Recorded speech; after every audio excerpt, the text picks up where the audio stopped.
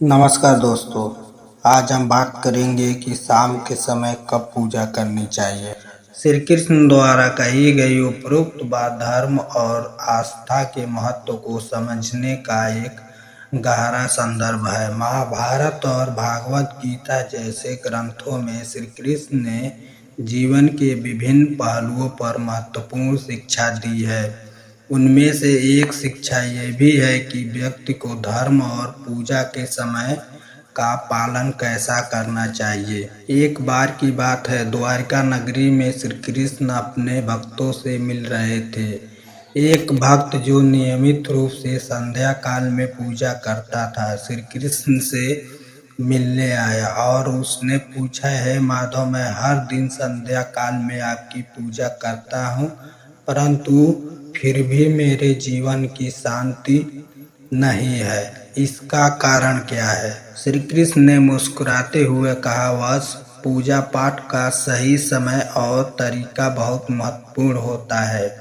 यदि पूजा सही समय और विधि से नहीं की जाती है तो उसका परिणाम उल्टा हो सकता है। संध्या काल का समय विशेष रूप से ध्यान और पूजा के लिए उपयुक्त माना गया है, क्योंकि यह समय दिन और रात के मिलन का होता है। यह समय शरीर और मन को शुद्ध करने के लिए सबसे उपयुक्त है।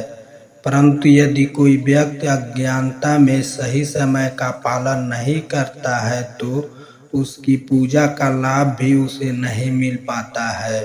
भक्त ने पूछा, तो मुझे क्या करना चाहिए प्रभु?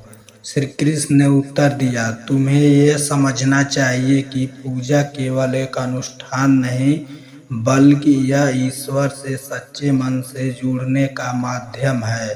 संध्या समय में संध्या और पूजा का सबसे पवित्र समय है, क्योंकि इस समय ब्रह्मांड में ऊर्जा का संतुलन होता है। इस समय किया गया ध्यान और पूजा तुम्हें आत्मिक शांति और भगवान का संध्या प्रदान करता है। परंतु यदि तुम इस समय का आदर नहीं करते और अनुचित समय पर पूजा करते हो तो तुम्हारी साधना का असर कम हो सकता है।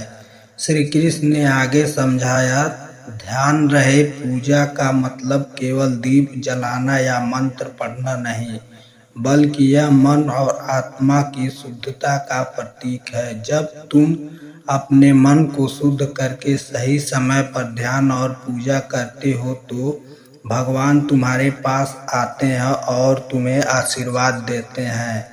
परंतु यदि पूजा का समय और उसकी अशुद्धता का ध्यान नहीं रखा गया तो उसका परिणाम विपरीत हो सकता है।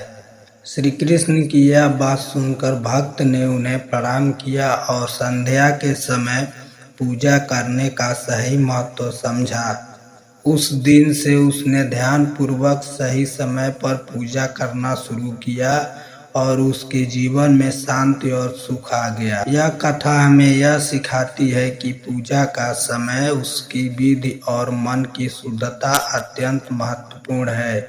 यदि हम सही समय पर सही विधि से भगवान की आराधना करते हैं तो हमें निश्चित रूप से उसका सकारात्मक परिणाम मिलता है। वीडियो देखने के लिए धन्यवाद।